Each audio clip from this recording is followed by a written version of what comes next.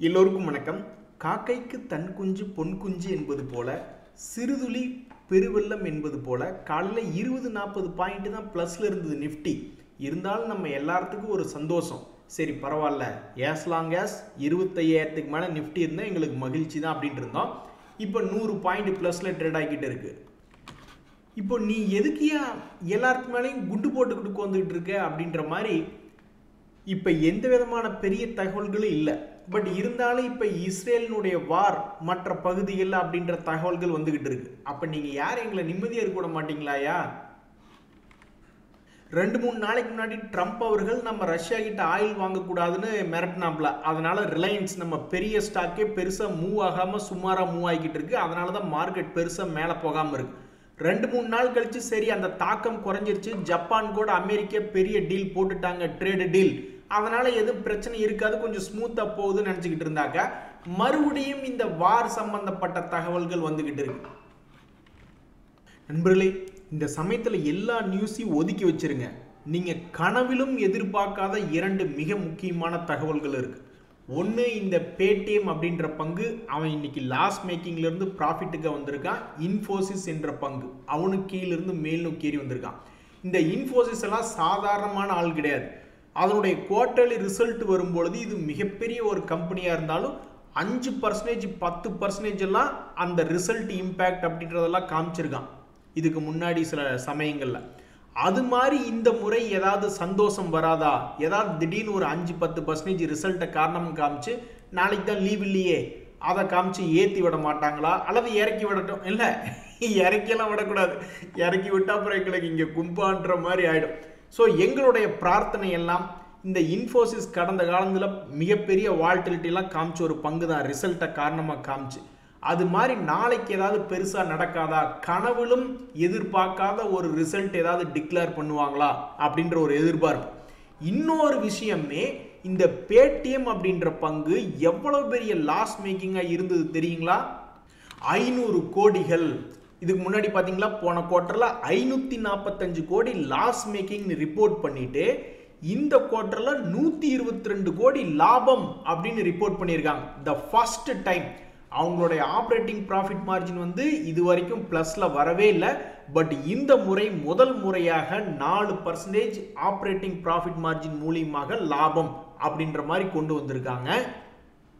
இந்த விஷயமெல்லாம் தெரிஞ்சுதான் முதல்லயே ஏற்றி விட்டாங்க போல. இந்த ஸ்டாக்லாம் பாருங்க, வெறும் 400 ரூபா பக்கத்தில் ட்ரேட் ஆகிட்டு இருந்த பங்கு இந்த செய்திகள் இந்த தகவல்கள் வரும் பொழுது 1100 ரூபாய் இருக்கு. ஆனால் உண்மைக்கு இந்த கம்பெனியினுடைய மிக முக்கிய புள்ளி, இந்த பேடிஎம்னுடைய விஜய் சேகர் சர்மா இவர் ஒரு கட்டத்தில் சொன்னார், எங்கள் கம்பெனியை வந்து நாங்கள் லாபத்துக்கு கொண்டு வந்துருவோம் அப்படின்னு ஒரு கட்டத்தில் சொல்லிட்டு இருந்தார். டாடா குரூப்பில் டாடா மோட்டர் தான் இப்படி லாஸ் மேக்கிங்காக இருந்தது, அது லாபத்துக்கு கொண்டு வந்துருவாங்க அப்படின்னு அதுலேயும் பல முக்கிய புள்ளிகள் சொல்லிக்கிட்டு இருந்தாங்க. டாடா குரூப் அப்படின்றதுனால நிறைய பேர் அப்படியே நம்பிக்கிட்டாங்க. சரி, இந்த பேடிஎம் தகவல் என்ன வருது அப்படின்னு பார்த்து கொண்டு இருக்கக்கூடிய நேரத்தில் உண்மைக்கு லாபமாக ரிப்போர்ட் பண்ணியிருக்காங்க இந்த குவார்ட்டரில்.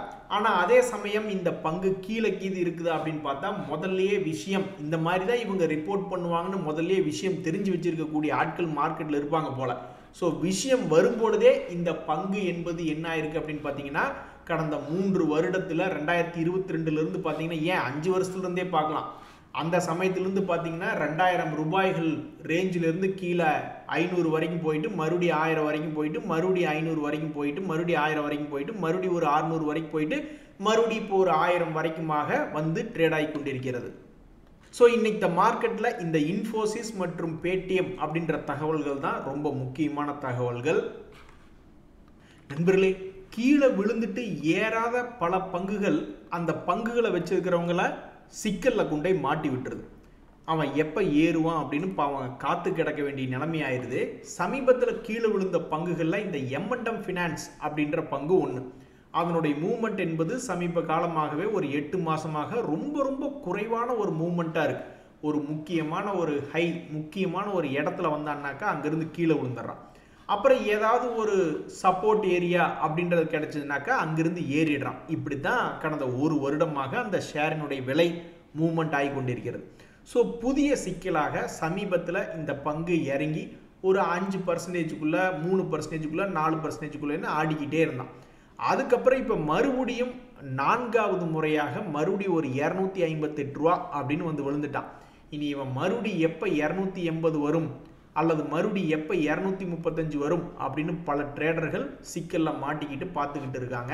இவன் மட்டும் இல்லை, ஏற்கனவே ஒரு நண்பர் கமெண்ட் போட்டிருந்தார், இந்த ஹாப்பியஸ்ட் மைண்டுன்னு ஒரு பங்குங்க, அதை நான் எடுத்து எனக்கு ஹாப்பியே வரல, அந்த பங்கு மார்க்கெட்டில் குப்பரை போட்டு படுக்க வச்சுக்கு வந்திருக்காங்க, அது எந்திரிச்சு எப்போ நடக்கும்னே தெரியலன்னு ரொம்பவுமே முதல்ல வருத்தத்தில் இருந்தார். வருத்தத்துக்கு மேலே வருத்தமாக இன்னைக்கு இந்த பங்கு காலையில் ப்ளஸில் இருந்த பங்கு ஒரு தொடர் சரிவாக சரிஞ்சு 617 ரூபா 70 பைசா அப்படின்ற மாதிரி ட்ரேட் ஆகிட்டு இருக்கு. இந்த பங்குல வந்து ஏதோ ஒரு விஷயம் இருக்கு அப்படின்னு சொல்லிட்டு என்னைக்கோ ஒரு நாள் ஜூன் மாசத்துல திடீர்னு ஒரு லாங் கேண்டில், அதாவது பிக் கேண்டில் அப்படின்றது எப்போ ஒரு இடம் போட்டிருக்காங்க. போட்ட பிறகு அந்த பங்கு அந்த ரேட்டுக்குள்ளேயே தான் ட்ரேட் ஆகிட்டு இருக்கான். ஸோ இதை விட்டு வெளியே வந்தாதான் இவனுடைய சிக்கல் தீரும். அது கீழே வந்தாலும் சரிதான், மேலே, ஏன்னா ஏற்கனவே ஒரு இடம் கீழே 500 ரூபா போயிட்டு அப்புறம் மறுபடியும் 675 ரூபாய்ன்னு வந்திருக்கானே. அப்போ மறுபடியும் கடைசிக்கு ஒரு 500 ரூபாயாவது போயிட்டு 675 வரட்டும், எனத்தையாவது ஒன்று பண்ணட்டும். ஆக மொத்தம் இந்த சிக்கல் தீரணும்னா இவன் இந்த கேண்டனை விட்டு வெளியே வரணும் அப்படின்ற மாதிரி பல ட்ரேடர்கள் பார்த்துட்டு இருக்காங்க. ஒரு நண்பர் என்ன சொல்றாருன்னா, அடிவாரம் எப்போ வரும், அந்த அடிவாரம் வரும்போது அலர்ட் பண்ணுங்க, அப்போதான் அல்வா குட்டி மாதிரி ஏதாவது கிடைக்கும் அப்படின்ற மாதிரி சொல்லிக்கிட்டு இருக்காப்புல. பெரும்பாலும் மார்க்கெட்டில் என்ன மிக முக்கியமான நியூஸோ அப்படின்ற மாதிரி பார்த்து எடுத்துகிட்டு வரும்பொழுது அந்த பங்குகள் ஒருவேளை கீழ் ரேட்டில், அதாவது 1 மாத லோவோ அல்லது 6 மாத லோவோ அல்லது 3 மாத லோவோ அப்படின்னு இருக்கும் பொழுது அது நீங்கள் பார்க்கும்போதே தெரியும். சில நேரங்களில் வந்து சொல்வதும் உண்டு, 1 மாத லோவில் இருக்குது, 3 மாத லோவில் இருக்குது, அல்லது 52 வீக் லோ இருக்குது அப்படின்றது. ஸோ அது வந்து டெக்னிக்கல் சம்மந்தப்பட்ட நியூஸ். பட் பொதுவாக அந்த ஸ்டாக்ல என்ன நியூஸ், ஒரு உதாரணத்துக்கு இப்போ இந்த இன்ஃபோசிஸில் இன்னைக்கு ரொம்ப முக்கியமான ரிசல்ட் வருது அப்படின்றது ஒரு நியூஸாக இருக்கும் பொழுது அதை பார்க்கும்போதே தெரியும் அந்த பங்கு வந்து ஒரு 1 மந்த் லோவில் இருக்கா அல்லது 52 வீக் லோவில் இருக்கான்னு. ஸோ இந்த பங்கு இப்போ 1 மந்த் லோ என்பது இருக்குது, 1 மந்த்தினுடைய ஹை வந்து 1650. ஸோ ஒரு நாளைக்கு முக்கியமாக காலையில் ஒரு 10 பங்குகள், இரவு ஒரு 10 பங்குகள்னா இந்த 20 பங்குகளை தேடி தேடி நீங்கள் பார்க்கும்பொழுது அதுக்கே உங்களுக்கு மிகப்பெரிய டைம் ஆயிடும். அதுக்கு இப்போ இந்த வீடியோவில் கரெக்டாக அந்த சார்ட் வரும்பொழுது நிறுத்தி ஒரு தடவை பார்த்துட்டிங்கனாவே அது 1 மந்த் லோவில் இருக்கா அல்லது 52 வீக் லோவில் இருக்கான்றது மிக எளிமையாக தெரிஞ்சிடும். ஆனால் நீங்கள் ஒன்று நினச்சிக்கிட்டு இருப்பீங்க, ஏதோ கீழே அடிவாரத்தில் ஒரு பங்கு நீங்கள் பார்க்குறீங்கன்னா மறுபடியும் அங்கேருந்து அவனுக்கு அது ஏறுறதான் வேலைன்னு நீங்கள் நினச்சிட்டு இருப்பீங்க. கிடையாது, அவன் முதல் வேலையை உங்களை ஏதாவது ஒன்று தொந்தரவு பண்ணணுன்னே ஒன்றா அங்கேயே சுற்றிக்கிட்டு இருப்பான், இல்லைன்னா கீழே இறங்குறதுக்கும் வாய்ப்புகள் ரொம்ப அதிகம்.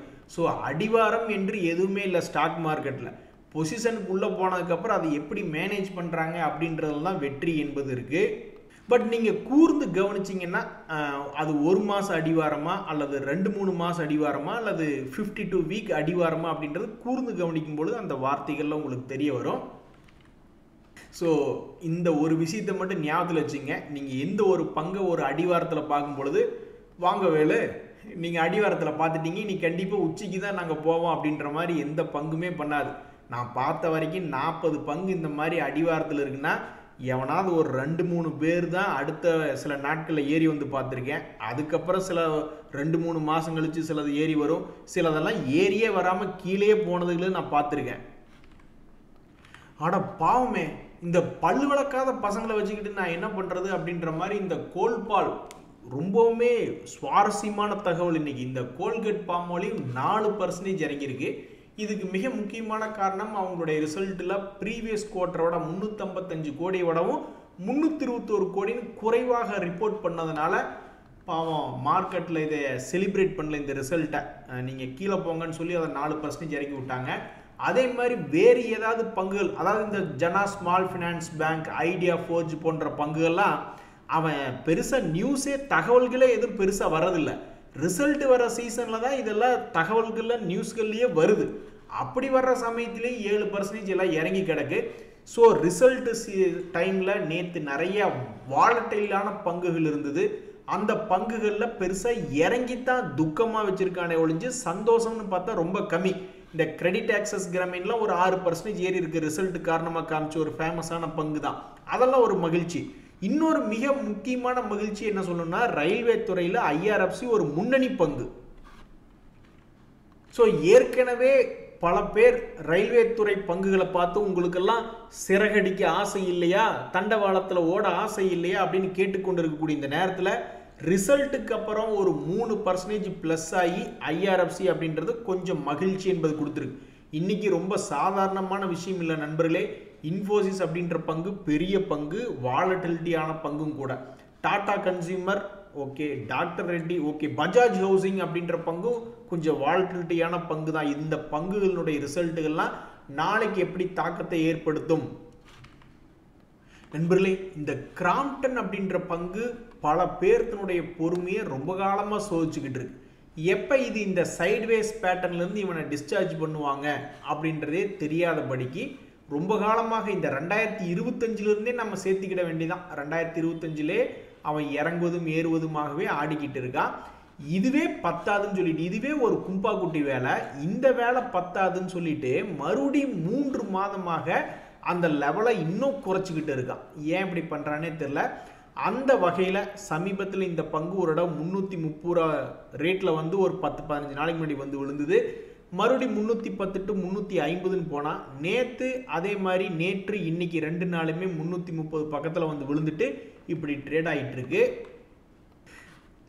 கழுதையை கட்டி மேய்க்க முடியல என்னால், போ எங்கேயோ போ அப்படின்னு சொல்லி நான் கைத்தை அவுத்து விட்டுட்டேன் அப்படின்ற மாதிரி ஒரு நண்பர் என்ன சொல்கிறாருன்னா, அட 4 வருஷம் ஆச்சு ஸ்டாக் மார்க்கெட்டுக்குள்ளே வந்து 10 லட்ச ரூபாய் போட்டிருந்தாக்கா அதில் இன்னும் 2 லட்ச ரூபா லாஸ். 4 வருஷமாக எடுத்து பார்த்துக்கிட்டே இருக்கேன். 2 லட்ச ரூபா லாஸ்ன்னு இருந்தால் எவ்வளோ டென்ஷன் வருமா வராதா? அதனால் இந்த க்ரோ ஆப்பில் வந்து இப்போதைக்கு நான் என் மொபைல் அப்ளிகேஷன்லேருந்து அன்இன்ஸ்டால் பண்ணி விட்டேன். எதாக இருந்தாலும் இனி 1 வருஷம் கழித்து பார்த்துக்கலாம் அப்படின்ற மாதிரி முடியல வந்துட்டாப்புல. எல்லாருக்குமே இந்த சோதனை நடக்குது. பங்குகள் இறங்கும் போது நீங்கள் என்ன பண்ணீங்கன்னா, நான் சும்மா தான் இருந்தேன் அப்படின்னு நிறைய பேர் சொல்கிறாங்க. அதுக்கப்புறம் அதுவாக நிறைய பேர்த்துக்கு கொஞ்சம் ஓரளவுக்கெல்லாம் ஏறி வந்துடுது. சில பேர்த்துக்கு வந்து இறங்கிய பங்குகள் பாதி கிணறு அல்லது கீழே இறங்கின லாஸ் கிட்டேயே சுற்றிக்கிட்டு இருக்கான். அதனால தான் நம்ம நண்பர் இந்த மாதிரி பண்ணிட்டாருன்னு நினைக்கிறேன். அது கரெக்டு தாங்க.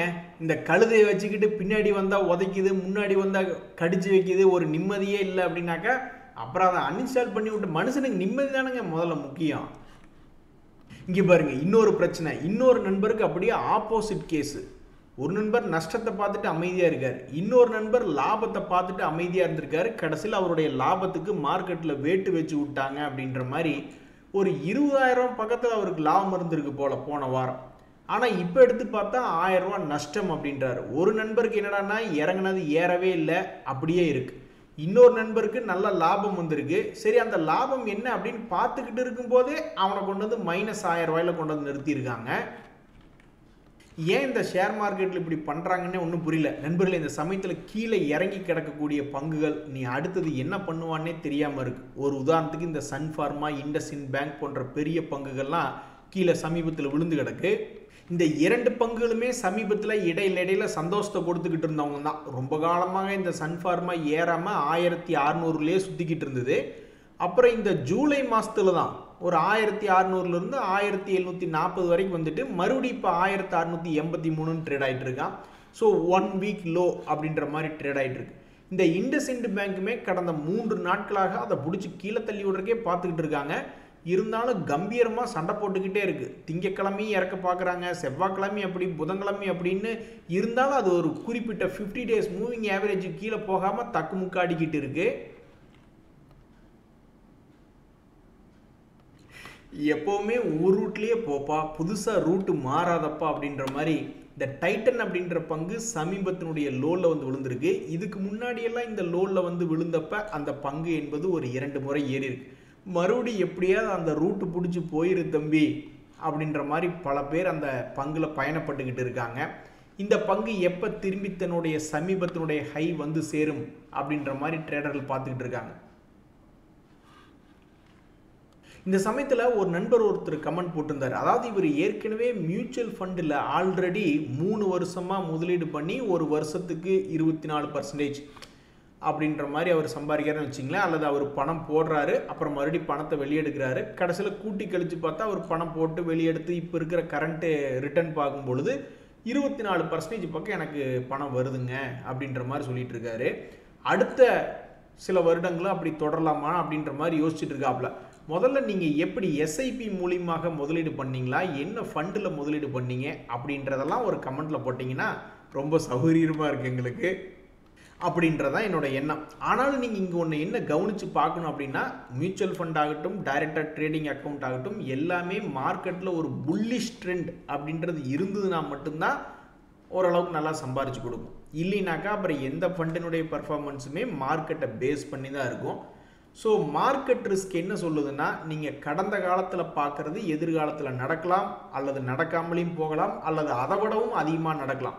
ஸோ 2 சினாரியோ ஒருத்தருக்கு ஃபேவராக இருக்கும், ஒரு சினாரியோ அவங்களுக்கு ஃபேவராக இருக்காது. ஸோ ப்ராபபிலிட்டி அப்படின்ற அடிப்படையில் பார்க்கும்போது என்றைக்குமே மார்க்கெட்டில் நல்லது நடக்குமா, ஒரு சப்போர்ட்டில் இருக்க ஒரு பங்கு, அதுக்கு அடுத்தது நல்லது நடக்குமா கெட்டது நடக்குமானா, நல்லது நடக்கிறதுக்கு ப்ராபபிலிட்டி 60% மேலே இருக்கும். ஏன்னா ஒன்றா மேலே ஏறலாம், அல்லது கொஞ்சம் அதே இடத்துல அப்படியே சுற்றிக்கிட்டு இருக்கலாம், அல்லது கீழே இறங்கலான்றது ஒரு ப்ராபபிலிட்டி.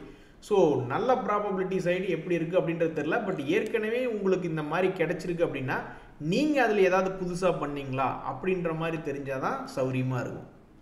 நன்றி, வணக்கம்.